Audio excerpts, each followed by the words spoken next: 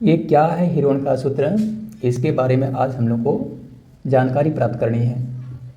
ठीक है, हीरोन का सूत्र को कभी कभी हम लोग हीरोज का फार्मूला भी कहते हैं। तो ध्यान दीजिएगा दोस्तों, जैसे कि आप जानते हैं कि अगर कोई एक त्रिभुज हो और उस त्रिभुज का यदि हमें क्षेत्रफल ज्ञात करना हो, तो क्षेत्रफल ज्ञात करने के लिए सभी जो है त्रिभुजों के लिए हम लोग एक मास्टर फॉर्मूला यूज करते हैं, सामान्य सूत्र यूज करते हैं, और वो सूत्र होता है हाफ इनटू आधार इनटू संगत ऊंचाई के रूप में। ठीक है, क्या होता है?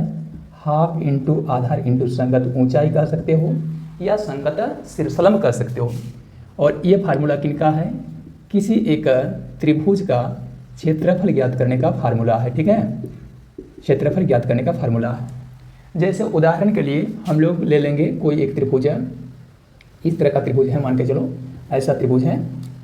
उस त्रिभुज का नाम है ए बी और सी। ठीक है, तो ए बी सी एक त्रिभुज है। तो ए बी सी त्रिभुज में अगर बी सी भुजा हमें ज्ञात है, मान के चलिए 8 सेंटीमीटर के रूप में। ठीक है, तो बी सी भुजा को यदि हम लोग इस त्रिभुज का आधार मान लें, यानी बेस मान लें, ठीक है, तो केवल आधार होने से इस त्रिभुज का क्षेत्रफल ज्ञात नहीं हो सकता। तो इसके लिए क्या चाहिए? ये आधार BC के साथ साथ आधार BC पर आपका संगत शीर्षलंब भी होना जरूरी है। जरूरी कहने का अर्थ है कंपलसरी है, अनिवार्य होगा। तो कई बार ये ऐसा होता है कि हम लोग को किसी एक त्रिभुज का आधार, जैसे यहाँ पर देख रहे हो, आधार पता है BC, ठीक है, लेकिन इनका जो संगत शीर्षलंब है, संगत शीर्षलंब क्या होता है? किसी भी आधार पर सामने वाला जो शीर्ष है, जैसे आधार BC को मान लेंगे, भुजा BC को आधार मान लेंगे त्रिभुज का, तो आधार BC पर सामने का जो शीर्ष है, त्रिभुज का शीर्ष बिंदु A, वहाँ से डाला गया जो लंब होता है, लंब का मतलब जो आधार BC पर आकर 90 डिग्री अथवा एक समकोण का निर्माण करता है।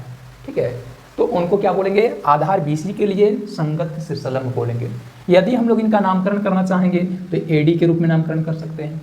तो AD क्या हो जाएगा? आधार BC के लिए संगत शीर्षलंब हो जाएगा, या फिर संगत शीर्षलंब का अन्य नाम संगत ऊंचाई हो जाएगा। ठीक है, तो यदि हम लोग त्रिभुज ABC का क्षेत्रफल निकालना चाहते हैं, यानी एरिया ऑफ ABC निकालना चाहते हैं, तो यहाँ पर हमको क्या क्या करना होगा?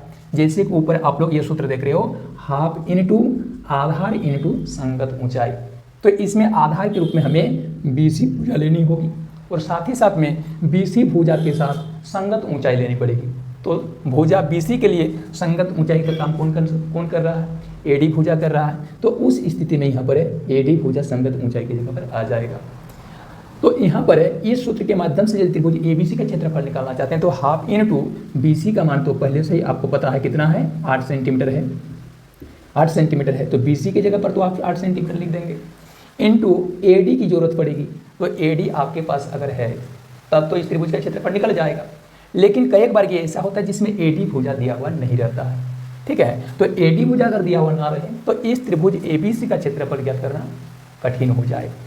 ठीक है, कठिन हो जाएगा, इसलिए यहाँ पर AD का होना बहुत जरूरी है। अब आप कहेंगे AD की जो है भुजा हमको ज्ञात नहीं है, तो उस स्थिति में त्रिभुज ABC का क्षेत्रफल ज्ञात नहीं हो सकता है। तो उस परिस्थिति में क्या करोगे? यदि आप कहेंगे कि BC को आधार माने, संगत शीर्षलंब AD का माप ज्ञात नहीं था, ठीक है, तो क्षेत्रफल नहीं निकला। अगर ऐसा होता है कई बार की जिसमें संगत शीर्षलंब की माप दिया हुआ रहता है, ठीक है, लेकिन आधार की माप दिया हुआ नहीं रहता है, तो यानी इस फार्मूला में आधार और संगत शीर्षलंब ये दोनों ही होना चाहिए। संगत शीर्षलंब कहे या संगत ऊंचाई कहें, ठीक है, दोनों एक ही चीज़ है, अलग अलग चीज़ नहीं है। कई बार विद्यार्थी कॉन्फ्यूज हो जाते हैं कि संगत शीर्षलंब, संगत ऊंचाई ये अलग अलग चीज़ें नहीं है, एक ही चीज़ है। और अगला चीज़ देखिएगा, जिस प्रकार से किसी एक त्रिभुज या कोई अन्य बहुभुज के आधार में चेंजिंग होगा, उस तरह से उनका संगत शीर्षलंब भी बदल जाएगा। जैसे आधार BC के लिए तो संगत शीर्षलंब AD बन रहा है, लेकिन अगर हम लोग इस त्रिभुज की भुजा BC को आधार नहीं मानकर यदि हम लोग AC को आधार मान लें, तो AC को अगर आधार मान लोगे तो क्या होगा? तो AC पर लंब पड़ना माने डाला जाएगा, कहाँ से? सामने वाला जो शीर्ष पड़ता है B से, तो B से लंब डालना है। तो देखोगे B से जब लंब डालोगे तो AC भुजा पर लंब नहीं डाला जा सकता है, तो आपको क्या करना पड़ेगा? AC भुजा या फिर CA भुजा को आगे बढ़ाना होगा। किस ओर आगे बढ़ाएंगे? तो ध्यान दीजिएगा, इस आकृति में आपको इधर C से A की ओर आगे बढ़ाना पड़ेगा, यानी CA को आगे बढ़ाना पड़ेगा। तो ये आगे बढ़ाया हुआ भाग, इसलिए इसको हम डॉट डॉट करके दिखा रहे हैं, और वहाँ बढ़ाए गए भाग पर B शीर्ष से लंब डालोगे ना तो यहाँ पर 90 डिग्री का कोण बन जाएगा। और इस तरह से आप मान के चलिए इसका नाम P बिंदु दे देंगे। तो ये BP जो होगा वो आधार AC के लिए, त्रिभुज ABC का आधार AC के लिए संगत शीर्षलंब का काम कौन करेगा? भुजा BP संगत शीर्षलंब का काम करेगा।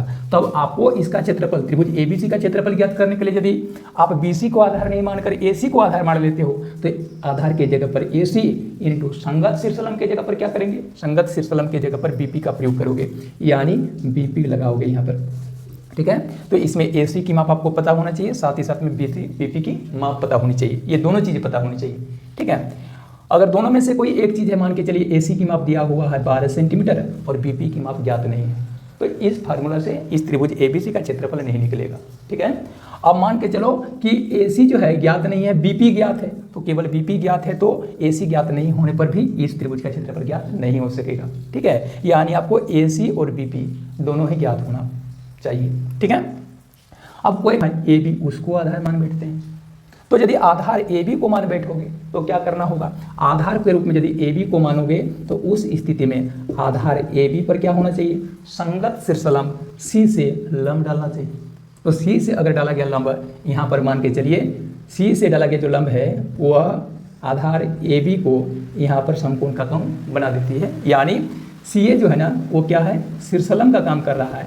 तो उस स्थिति में आपका आधार AB बन जाएगा। तो आधार AB के लिए संगत शीर्षलंब बन जाएगा CA, और इसमें आपको AC की माप और AB की माप ये दोनों ही पता होना चाहिए, जब जाके इस त्रिभुज का क्षेत्रफल इस फार्मूला से ज्ञात कर सकोगे। लेकिन होता क्या है, कई एक बार भी ऐसा हो जाता जिसमें हम लोग को आधार और संगत शीर्षलंब में से कोई एक मान दिया हुआ रहता है, दूसरा मान नहीं रहता है, तो उस परिस्थिति में उस त्रिभुज का क्षेत्रफल निकालने में परेशानी आने लगती है। तो उसी परेशानी को सुलझाने के लिए यहाँ पर हीरोन नाम का गणितज्ञ ने एक फार्मूला सुझाया, जिसको हम लोग गणितीय जगत में किस नाम से जानते हैं?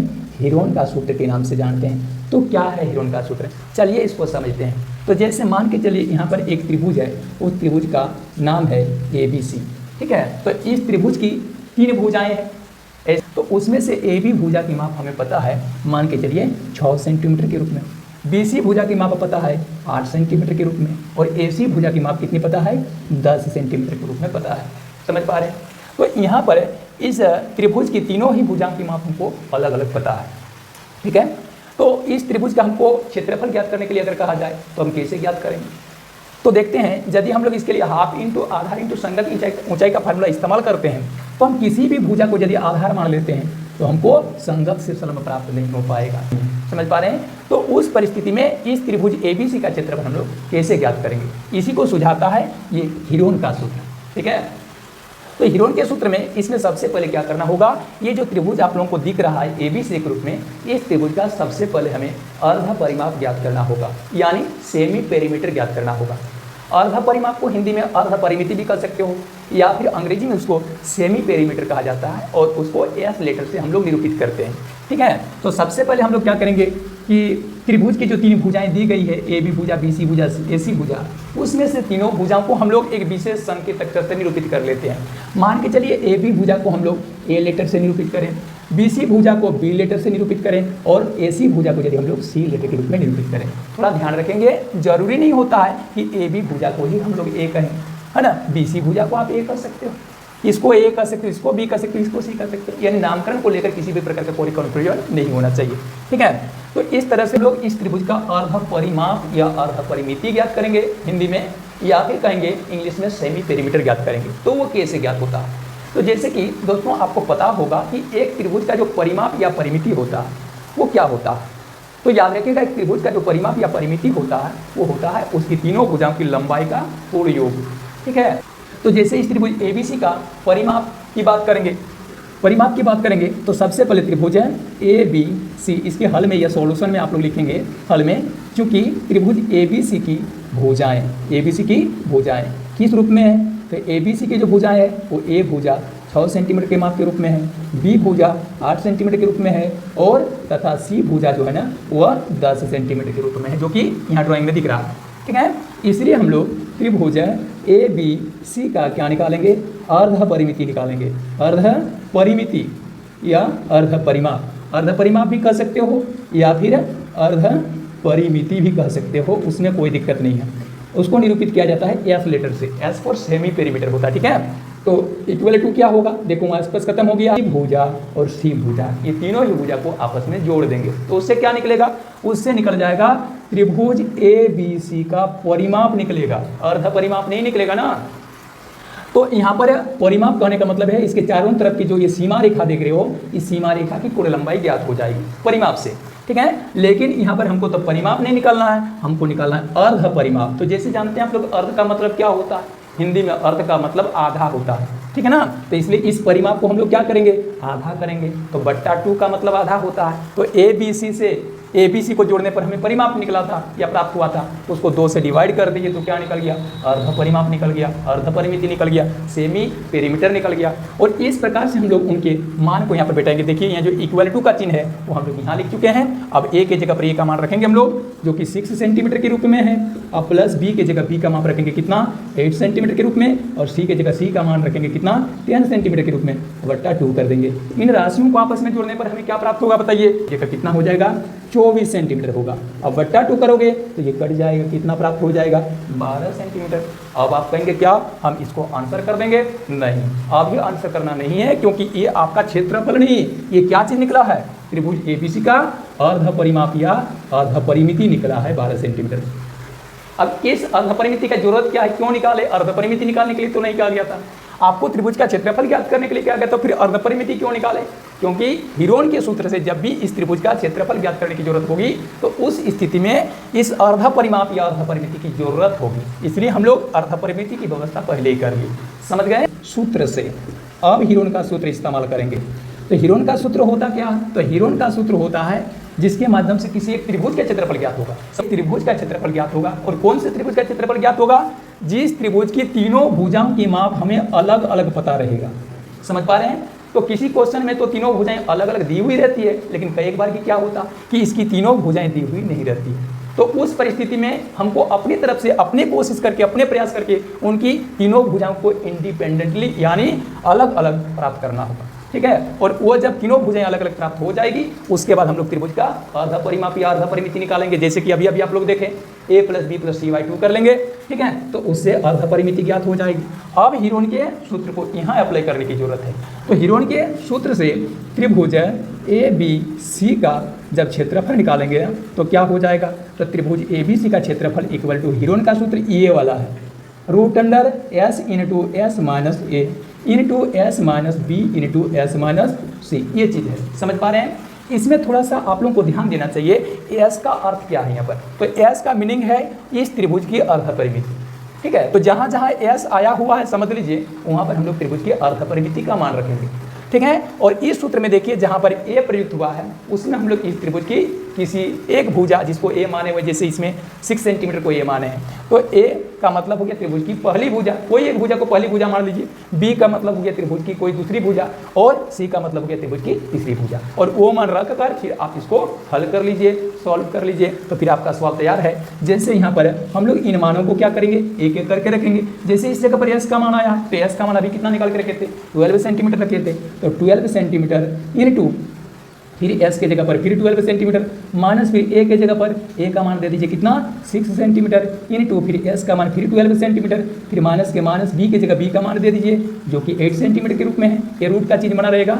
फिर s का मान दे दीजिए, फिर होगा कितना 12 सेंटीमीटर, फिर उसमें माइनस कर दोगे c यानी त्रिभुज की तीसरी भुजा 10 सेंटीमीटर के मान को, ठीक है। अब इनको हल कर लें, तो हल करोगे तो किस प्रकार से हल करोगे, देखो 12 सेंटीमीटर तो 12 सेंटीमीटर के रूप में रह जाएगी। इसमें देखिए ब्रैकेट के अंदर का काम है, तो जैसे कि BOD MS फार्मूला में आप लोग जानते हैं कि ब्रैकेट के अंदर में अगर कोई काम हो तो पहले उसको निपटा लेना चाहिए। तो चलिए इसको निपटाते हैं। 12 सेंटीमीटर में 6 सेंटीमीटर माइनस कर देंगे, कितना हो जाएगा जी, तो ये तो प्राप्त होगा आपका 6 सेंटीमीटर, ठीक है। उस प्रकार से यहाँ जब ये काम निपटाओगे तो क्या हो जाएगा, 12 सेंटीमीटर में 8 सेंटीमीटर माइनस होगा, कितना हो जाएगा 4 सेंटीमीटर। फिर यहाँ पर तीसरे ब्रैकेट के अंदर का काम जब निपटाया जाएगा तो 12 सेंटीमीटर में ऑलरेडी 10 सेंटीमीटर माइनस होगा, 10 सेंटीमीटर माइनस होगा तो कितना हो जाएगा, 2 सेंटीमीटर हो जाएगा।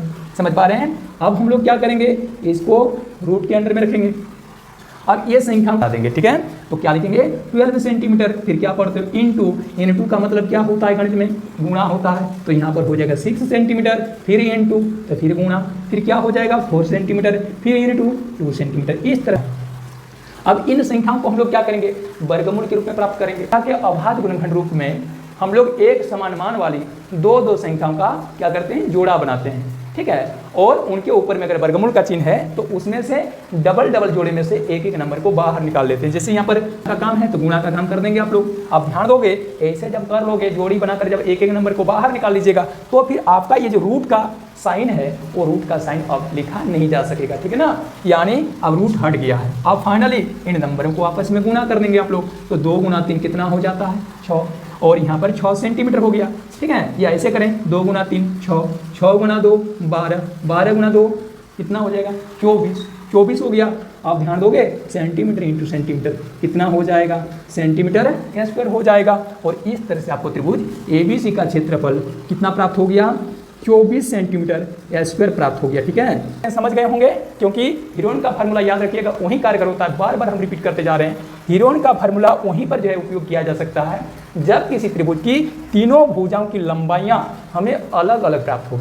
अगर अलग अलग प्राप्त नहीं है तो सबसे पहला जरूरी काम जो हमें करने का होगा वो है त्रिभुज की तीनों भुजाओं को अलग अलग प्राप्त करने का, ठीक है। जब तक अलग अलग प्राप्त नहीं होगी आप हीरोन का फार्मूला इस्तेमाल करके इस त्रिभुज का क्षेत्रफल ज्ञात नहीं कर सकते। हाँ, दूसरा फार्मूला इस्तेमाल करके इस त्रिभुज का क्षेत्रफल ज्ञात किया जा सकता है, लेकिन हीरोन के फार्मूला से इस त्रिभुज का क्षेत्रफल ज्ञात करने के लिए आपको तीनों भुजाओं का अलग अलग ज्ञात होना, पता होना जरूरी है, ठीक है दोस्त। तो इस प्रकार से क्लास 9th में जो हीरोन का सूत्र नाम का चैप्टर है उनके जितने सारे सवाल हैं सारे के सारे सवाल हल होंगे, ठीक है।